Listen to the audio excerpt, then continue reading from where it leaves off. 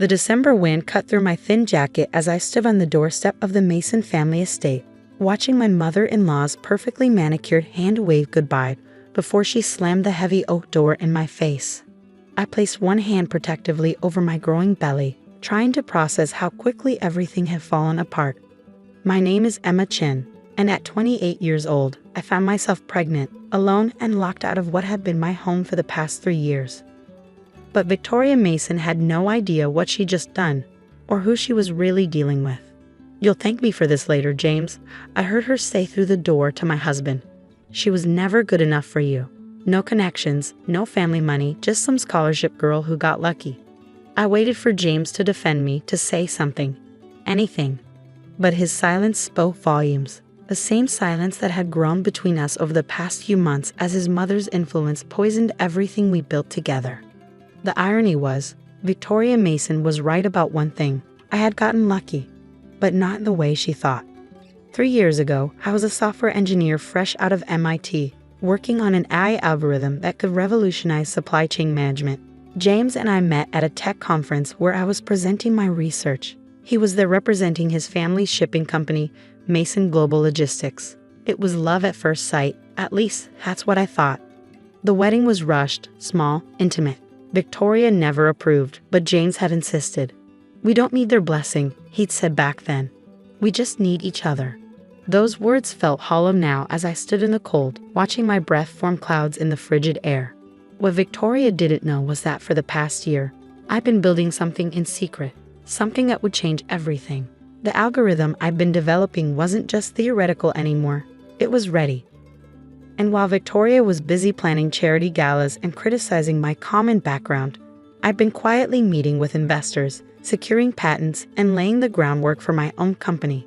I pulled out my phone, my fingers trembling slightly from both cold and adrenaline, and dialed the one person I knew I could count on. "Maya, it's happening." They kicked me out. Maya Chen, my older sister and brilliant corporate lawyer, didn't miss a beat. "I'm on my way. The apartment is ready. Time to launch Plan B." I could hear her grabbing her keys, the determination in her voice giving me strength. Maya had always been my rock, especially after we lost our parents in the accident 10 years ago. She was the one who would encourage me to keep working on my algorithm even after I married James. "Never put all your eggs in one basket, little sister," she'd warned me, especially not a golden one. As I waited for Maya, I thought about the last conversation I'd had with James earlier that morning. He found the prenatal vitamins in my drawer, and instead of being happy about the baby, he looked worried. "Did you plan this?" he'd asked, his voice tight. "Is this some kind of trap?" The accusation had stunned me. Trap? "James, we're married. We talked about having children." "Mother thinks the timing is suspicious," he'd said, running his hands through his hair. "With the company's merger coming up." I should have seen it then, how deeply his mother's paranoia had infected him. How the sweet, supportive man I'd married had become just another puppet in Victoria Mason's grand plan for her family's dynasty. Maya's sleek black Tesla pulled up to the curb, and she jumped out, wrapping me in a fierce hug. "Those pretentious snobs," she muttered, helping me with my bags. "Just wait until they see what's coming." As we drove away from the Mason estate, I felt a strange sense of calm settle over me. Victoria thought she was protecting her family's empire by getting rid of me. She had no idea she'd just set in motion exactly what I'd been waiting for. Maya glanced at me as she navigated through the city streets. "You okay? The stress isn't good for the baby." I placed a hand on my belly, feeling a small kick. "I'm fine. Better than fine, actually. Remember how you told me to always have a backup plan?" She nodded, turning onto the highway that led to her downtown apartment building. "Well," I said, pulling out my laptop, "I have something to show you. That algorithm I've been working on, it's not just theoretical anymore. I've been running simulations using Mason Global's shipping data that James gave me access to when we first got married." Maya's eyes widened. "Emma, what exactly have you been up to?" I opened my laptop, showing her the results of my latest simulation. "I've created an AI-driven logistics system that can predict supply chain disruptions before they happen, optimize shipping routes in real time, and reduce costs by up to 40%. I call it ChainSight, and you've tested this using Mason Global's data?" I nodded. James gave me full access to their systems when we got married. He wanted me to understand the family business. Victoria was furious about it, but he insisted. I've been running simulations for months, perfecting the algorithm. Maya pulled into her building's parking garage, turning to face me fully. Emma, do you realize what you have here? I do, I said, closing my laptop. And so do the venture capitalists I've been meeting with. They're ready to fund Chainsight's launch. We're just waiting for my signal. Maya's face broke into a wide grin. And Victoria just gave you the perfect reason to launch. As we rode the elevator to Maya's penthouse apartment, I thought about Victoria's smug face as she pushed me out the door. She thought she was getting rid of a gold digger, a nobody who trapped her precious son. Instead, she just freed me to become her biggest competitor. Maya's apartment was everything the Mason estate wasn't: modern, minimal, and warm. She'd set up the guest room for me weeks ago, just in case. My sister had always been the pragmatic one. Get some rest, she said, helping me unpack. Tomorrow, we start making calls. It's time to show the Masons what a nobody from nowhere can really do. That night, as I lay in bed, my hand resting on my growing belly, I felt stronger than I had in months. Victoria thought she was protecting her family's legacy. Instead, she'd just given me the push I needed to build my own. My phone buzzed. A text from James. Mother says this is for the best. I'm sorry. I didn't respond. Let him think I was broken, devastated. Let Victoria believe she won. They had no idea what was coming. The next morning, I woke up to an email from my lead investor, Sarah Chen, no relation, though we joked about it. Ready when you are. Say the word and we'll start the funding round. I looked out Maya's window at the city skyline, where Mason Global's headquarters dominated the view. Soon, they'd see my company's name up there too. But first, I had work to do. Maya was already up, making breakfast and taking calls. She cleared her schedule for the next week to help me set everything in motion. As I walked into the kitchen, she handed me a prenatal vitamin and a glass of orange juice. The team's ready, she said, hanging up her phone. We can file the incorporation papers today. You're sure about this? I took the vitamin, thinking about James' accusation yesterday. Had I planned this? Not exactly. But I'd been prepared for it, thanks to Maya's constant warnings and my own instincts. I'm sure, I said, pulling out my laptop. Victoria wants a war. Let's give her one. Maya smiled, that fierce, protective smile I'd known all my life. Then let's get to work. The next few days passed in a blur of meetings, calls, and paperwork. Maya's law firm handled everything efficiently, and by the end of the week, Chainsight was officially incorporated. The initial funding round was oversubscribed. It seemed every investor in town wanted a piece of what we were building. James tried calling several times, but I let everything go to voicemail. His messages grew increasingly anxious as news of Chainsight's incorporation spread through the business community. Emma, what are you doing? His last message demanded. Mother's furious. She says you stole company secrets. We could sue you for this. I played the message for Maya, who just laughed. Let them try. Every bit of data you used was legally accessed with full permission. We have James's emails proving it. She was right, of course. I documented everything meticulously, knowing this day might come. Victoria Mason hadn't raised an idiot for a son. She just never expected his wife to be smarter than he was. As I ended part one of my story here, I was just getting started. Victoria Mason thought she'd taught me a lesson about knowing my place. Instead, she'd given me exactly what I needed: freedom to build something that would change everything. Not just for me and my baby, but for the entire industry she thought she controlled. The real question was, what would happen when she realized exactly what she'd done? 6 months after Victoria Mason slammed her door in my face, I stood in front of a packed conference room at the National Logistics Convention.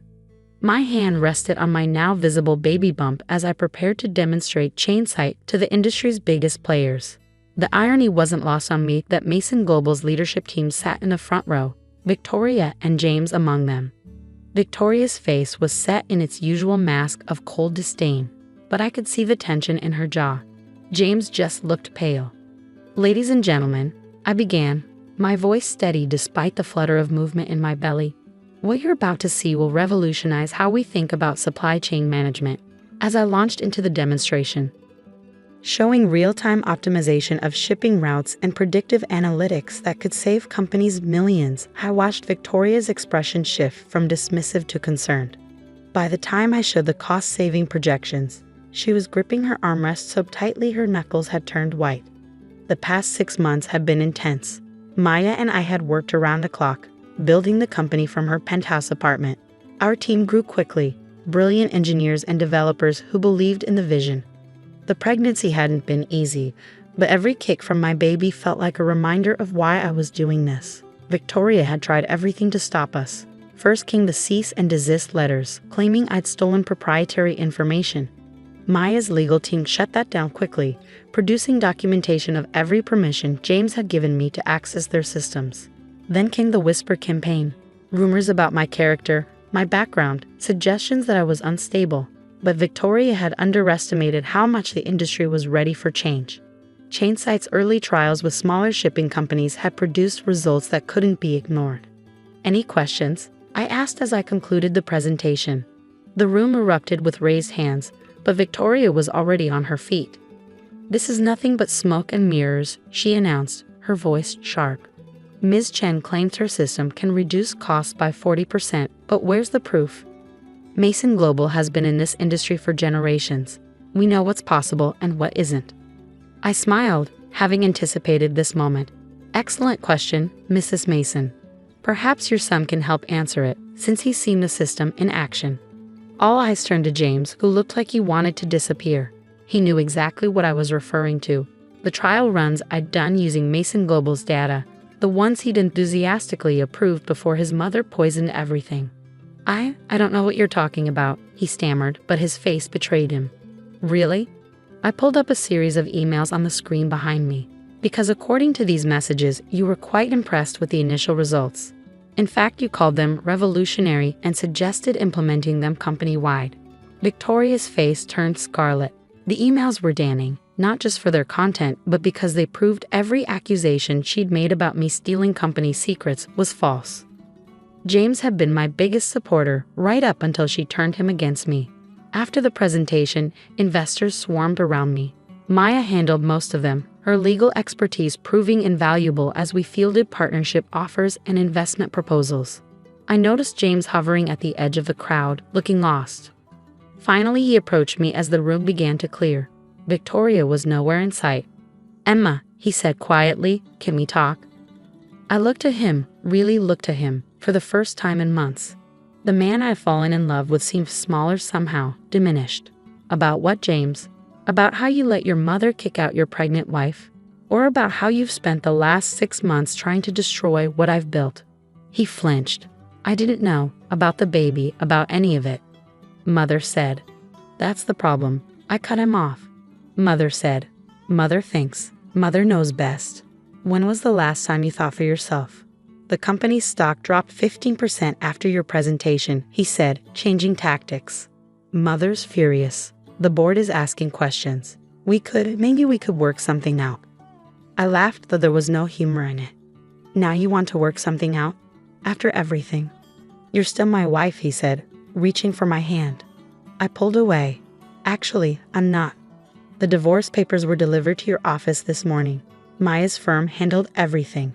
You should read them carefully, especially the part about the baby." His face fell. "Emma, please. That's my child, too." "Yes," I agreed. "And you'll have visitation rights once they're born. But you lost the right to be their father the day you chose your mother over your family." Maya appeared at my elbow, right on cue. "Everything okay here?" James stepped back, his shoulders slumping. I'm sorry, Emma, for everything." "I'm not," I said honestly. "Everything that happened led me here.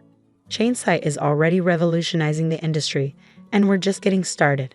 So thank your mother for me, James. She gave me exactly what I needed, freedom." As he walked away, Maya squeezed my arm. "You okay?" I nodded, watching James disappear into the crowd. "Better than okay. Did you see the partnership offers we got today? 6 major shipping companies want to implement Chainsight immediately," Maya confirmed. "And that's just the beginning. Victoria's worst nightmare is coming true. You're not just competing with Mason Global. You're going to surpass them." 2 weeks later, I sat in my new office, reviewing the latest performance reports. Chainsight was growing faster than even our most optimistic projections had predicted. Companies were switching to our system in droves, drawn by the cost savings and efficiency improvements. Mason Global's stock had continued to fall as investors questioned their ability to compete in the changing landscape. I'd heard through industry gossip that Victoria had been forced to step down from the board, though she was fighting it every step of the way. A knock at my door interrupted my thoughts. Maya entered, waving a tablet. "You need to see this," she said, pulling up a news article. The headline made me catch my breath. Mason Global Logistics announces major restructuring. CEO James Mason steps down. He's leaving the company? I asked, scanning the article. Maya nodded. Word is he's starting his own venture, something about embracing innovation and new directions in logistics. I sat back, absently rubbing my belly where the baby was kicking. His mother must be beside herself. Oh, she is, Maya grinned. But that's not all. Look at the last paragraph. I read it and felt a strange mix of emotions. In a surprising move, James Mason has expressed interest in potential collaborations with emerging industry leaders, specifically citing Chainsight's revolutionary approach to supply chain management. What do you think? Maya asked. Should we hear him out? I thought about it, remembering the man I'd fallen in love with, the one who'd been excited about innovation before his mother's influence took over. Maybe, free from Victoria's control, that man still existed somewhere.